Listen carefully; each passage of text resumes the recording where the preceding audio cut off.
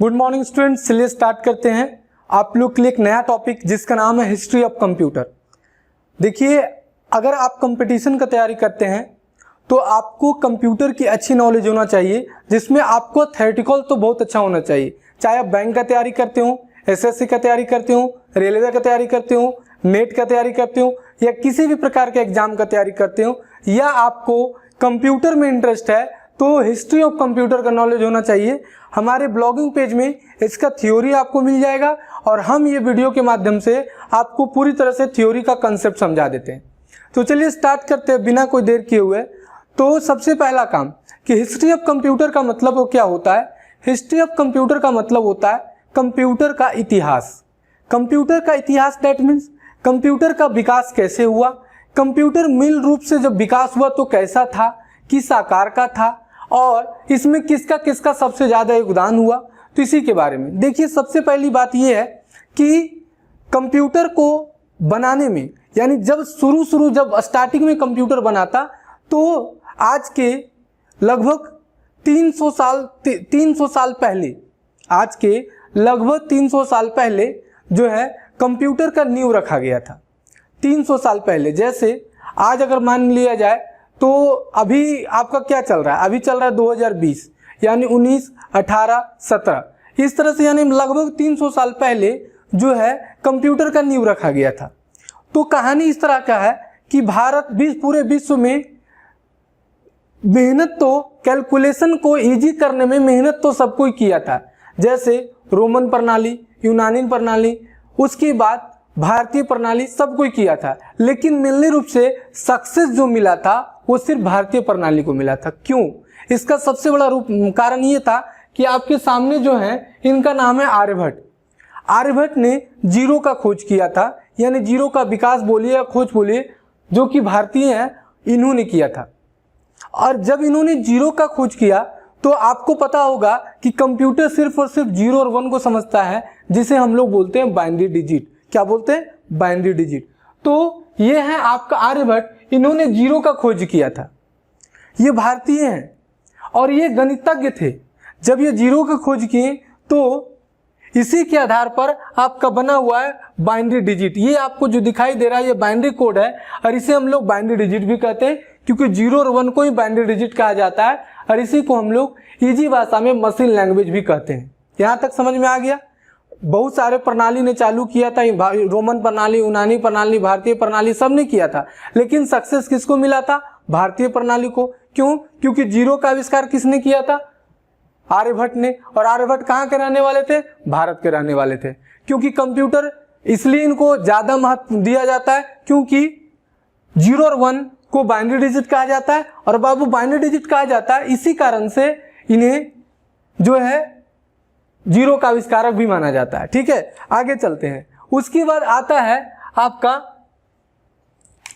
ये देखिए, ये विश्व का सबसे पहला, ये देखिए, ये दोनों जो देख रहे हैं, ये विश्व का सबसे पहला गणना करने वाला डिवाइस है, जिसको बनाने का श्रेय चाइना को जाता है। कहां जाता है? चाइना को जाता है। ठीक है, पहले के समय में क्या होता था, किसी भी प्रकार का गणना करने का डिवाइस नहीं था। एक फिल्म रिलीज हुआ था मोहनजोदाड़ो, वो आप देखे होंगे, उसमें देखे होंगे कि एक टाइम मशीन, एक क्या रहता है कि एक टाइम को काउंट करने के लिए 1 पहर बीत गई, 2 पहर बीत गए, ऐसे करके कितना रात लगता है, ऐसे करके काउंट होता था। क्योंकि उस समय किसी भी प्रकार का ऐसा डिवाइस नहीं था जिससे आराम से आदमी गिनती कर सके। ठीक है, यहां तो कोई दिक्कत नहीं है। तो आज से 5000 साल पहले बोलिए, या फिर आपका कुछ भी हो, 5000 साल पहले, ये देखिए विश्व का सबसे पहला जो है कैलकुलेटिंग डिवाइस बनाया था, जिसमें गणना करने काम आता था, वो किसने बनाया था? आपका ली काइचेन, जो चाइना का रहने वाला था। ऐसे तो इसमें थोड़ा सा हमको डाउट है, हम कहीं ना कहीं 1600 ईस्वी में पढ़े हैं कि विश्व का सबसे पहला आपका कैलकुलेटिंग डिवाइस जो बना था वो ली काइचेन ने 1600 ईस्वी में चाइना में बनाया था। लेकिन बहुत सारा साइट पर आपको ये भी मिलेगा, लेकिन एग्जाम पॉइंट ऑफ व्यू से आप 1600 ईस्वी याद रखिएगा, या 4000 ईस्वी या 5000 ईस्वी, तीनों में कोई रहता है, कंफ्यूजिंग वाला है, क्या कर सकते हैं, हमारा भी कोई गलती नहीं है। ठीक है, तो खाली ये याद रखिए कि विश्व का सबसे पहला कैलकुलेटिंग डिवाइस जो बना था, जिसमें आसानी पूर्वक से गिनती किया जाता था, इसमें जोड़ घटाव गुना भाग नहीं होता था बाबू, समझ में आया? जोड़ घटाव गुना भाग नहीं होता था। ये क्या था?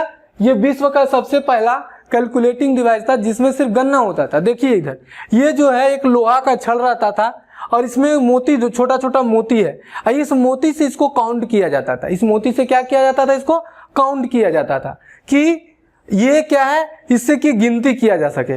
लेकिन अब देखिए ये हम बच्चा वाला क्यों डालें? क्योंकि आज के डेट में एबकस, हाँ इसका नाम है एबकस। क्या नाम है?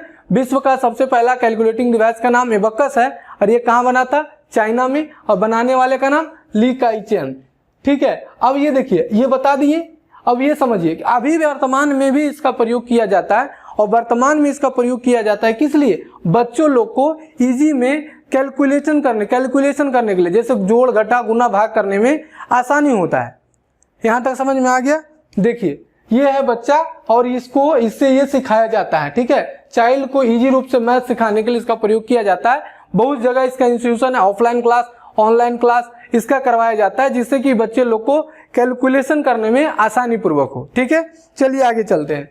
दूसरा है आपका 1617 ईस्वी में एक व्यक्ति था जिसका नाम था जॉन नेपियर। क्या नाम था? Sir John Napier. क्या नाम था? Sir John Napier. देखो बाबू, विश्व का सबसे पहला गणना करने वाला डिवाइस का नाम था एबकस। विश्व का सबसे पहला गणितीय कैलकुलेटर, विश्व का सबसे पहला क्या बताएं? गणितीय कैलकुलेटर, जिन्हों बनाने का श्रेय जाता है, जिनका नाम है सर जॉन नेपियर। ये जो है ये कौन है? Sir John Napier. ठीक है, और ये बनाया गया, इनके द्वारा बनाया गया डिवाइस है। ठीक है, जो विश्व का सबसे पहला बोल सकते हो गणितीय कैलकुलेटर। इसमें जोड़ घटाव गुना भाग दोनों किया जाता था।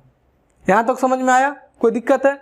ये नेपियर बोन्स है, सर जॉन नेपियर है, और ये इनके द्वारा बनाया गया कैलकुलेशन डिवाइस है जिसमें जोड़ घटाव गुना भाग होता था, और इसका नाम है नेपियर बोन्स। क्या नाम है? Napier bones. यहां तक कोई दिक्कत नहीं है? चलिए आगे बढ़ते हैं। अब देखो बाबू, नेक्स्ट है 1642 ईस्वी में एक व्यक्ति था जिसका नाम था ब्लेज पास्कल। क्या नाम था? Blaise Pascal.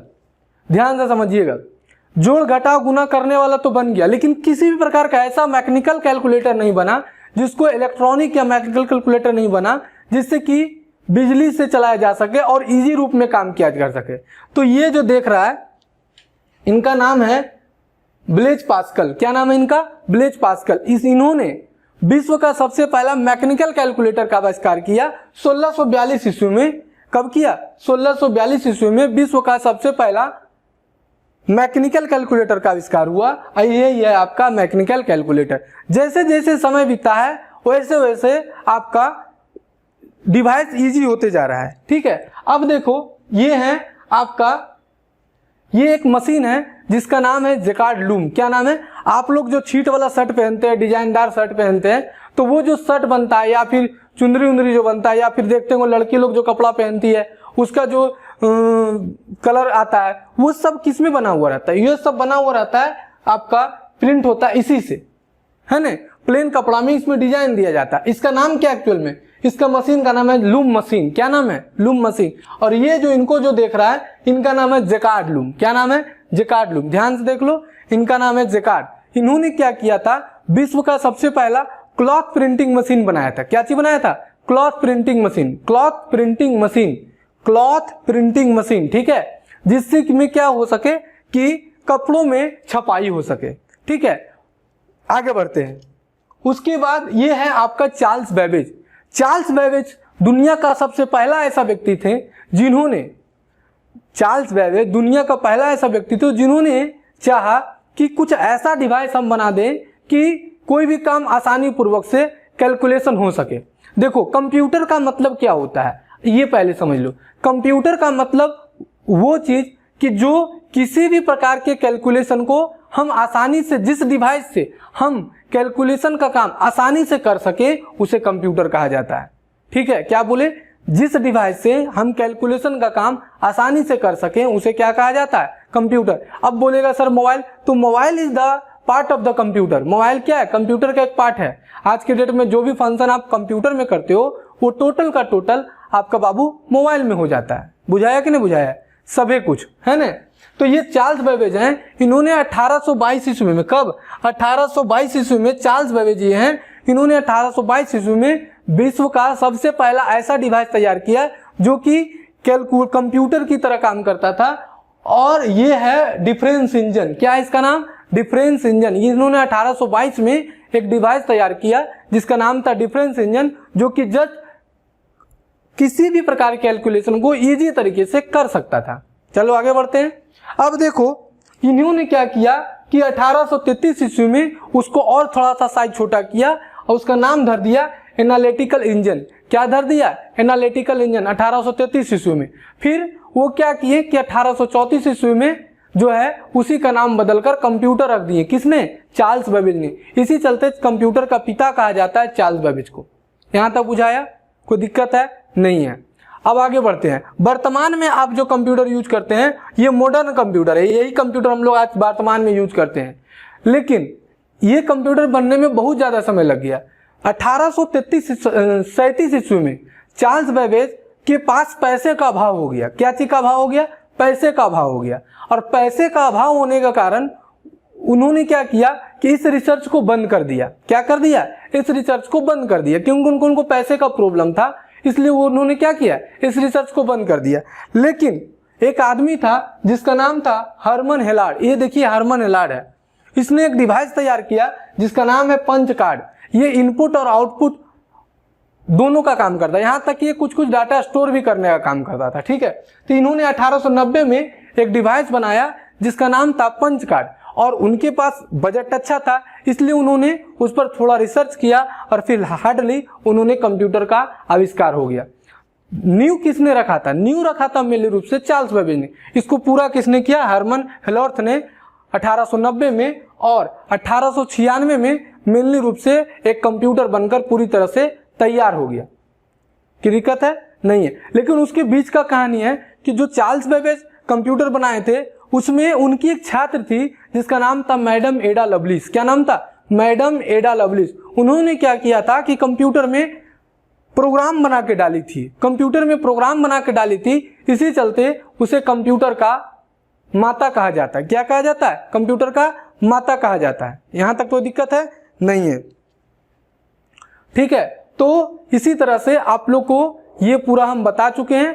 अगले वीडियो में हम आपको बताएंगे कि कुछ और हिस्ट्री ऑफ कंप्यूटर। तब तक के लिए घर में रहिए, सुरक्षित रहिए। धन्यवाद।